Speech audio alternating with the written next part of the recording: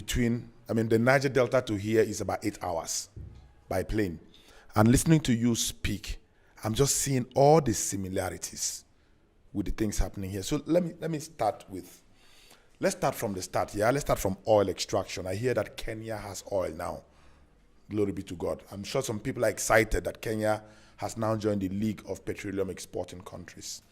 But I can tell you that the Niger Delta, where I come from, once upon a time we were the 6th largest exporter of crude oil in the world. Nigeria is an oil-rich nation because of the crude oil taken from my place, the Niger Delta. Since 1958, they have been extracting crude oil in the Niger Delta non-stop. But in that period, the Niger Delta, which was once upon a time a hub of fishing, a hub of farming, where we had great kingdoms, great kings, great leaders, and great people who were self-reliant on account of agriculture and fishing. The Niger Delta is a shadow of itself now because of crude oil extraction. So, comrades, let nobody deceive you. Crude oil does not bring wealth. It doesn't. Crude oil will bring wealth to a few people in government. Crude oil will bring wealth to a few businesses, not all. Crude oil will bring wealth to the oil companies, not every company. The majority of your wealth will be carted away out of your country. The crude oil you produce will be distilled and processed outside. You will still buy expensive petrol. I am sharing with you the experience in my own country, Nigeria. So let nobody deceive you. You may hear stories that Nigeria is an oil-rich country. Yes, but the resources from the oil is not spent on the people. How do you measure the wealth of a country? You measure it through something called GDP, Gross Domestic Product. That is the measurement of all the businesses, right, that happens in a community. If I buy a cap from you now, that's GDP. The businesses within, that is how you measure the wealth of a country. In Nigeria, the major contributor to GDP is farming. It's agriculture. That's what contributes to GDP. That's what contributes to the wealth of the people. But the oil contributes to the wealth of the government. It's because of the oil wealth that they can buy private jets and all those mansions you see in Nigerian movies. It's oil wealth. It's because of that they can pay the Nigerian National Assembly. The legislators have the highest salary of legislators in the world because of oil money. They drive the most fancy cars. Talk about that car they are driving it. Bulletproof cars. They have houses, everywhere. They are stupendously rich. They have a retinue of staff. They move around with policemen and soldiers in convoys. It's because of oil wealth. It hasn't made the Nigerian people richer. In 2018, Nigeria overtook India to become the poverty capital of the world. The place with the highest number of poor people in the world. It's a country where 67 million people live below the poverty line, which is $1.50 a day. Nigeria. And we have crude oil. Let nobody deceive you that crude oil will bring you wealth. It will not. It didn't bring Nigerians in almost 70 years of crude oil extraction. It will not bring Kenyans wealth. But here is what crude oil will do. And here's what crude oil did in the Niger Delta. The process of extracting crude oil brings out dangerous chemicals from the ground. One of them is gas. And that gas is gas flaring. Have you heard about gas flaring? That gas is useful gas. It's the same gas you cook in your house. But the oil companies, instead of processing that gas and giving us to use for cooking, they burn that gas off in gas flare. There are a total of 178 gas flare points. You have not seen a gas flare point until you see a gas flare point. One nozzle is as big as this room. Permanently burning, morning, afternoon, and night. With a very bad, you hear the noise, like burning, bringing out black smoke. When it goes up into the sky and the rains fall, the black smoke come back into the earth, enter water wells, enter rivers, kill fishes, poison plants, and so on. It causes sicknesses. It makes babies born, they are born deformed. It makes women become barren. It kills people, it causes cancer. We have lived with it for 70 years because of crude oil extraction.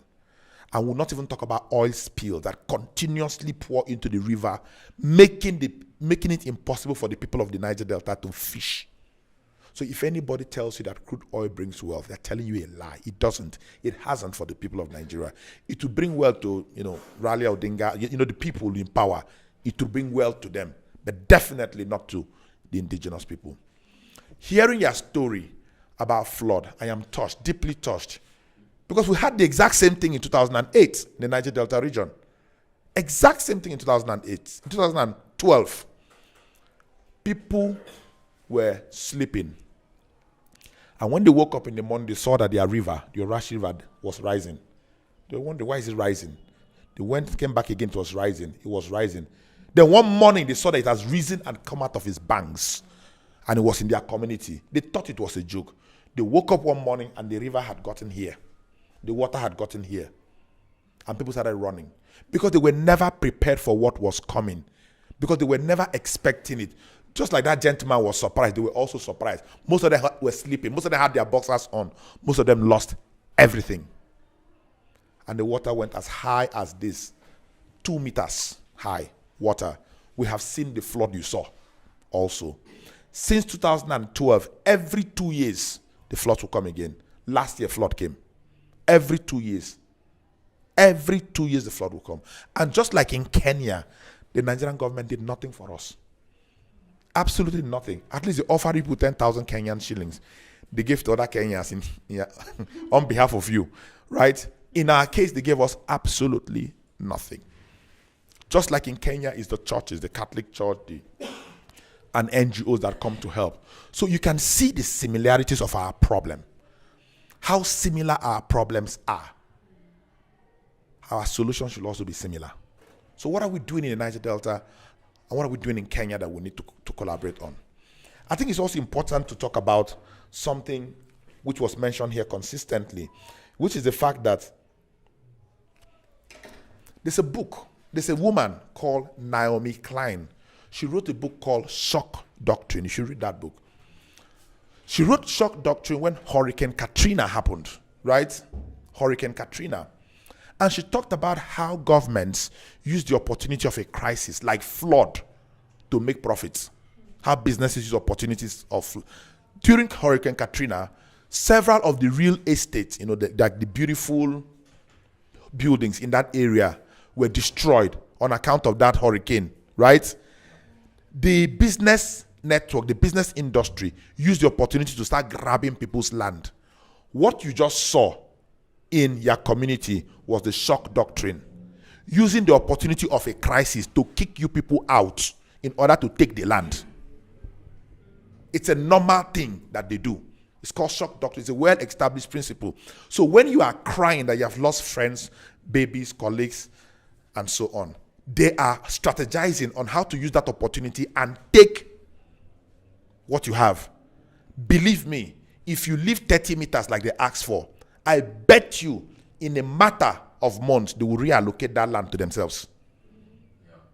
They will reallocate that land to themselves. It's not for public interest. Because the politicians we have in Africa, when they talk about overriding public interest, it actually means the interest of the leaders.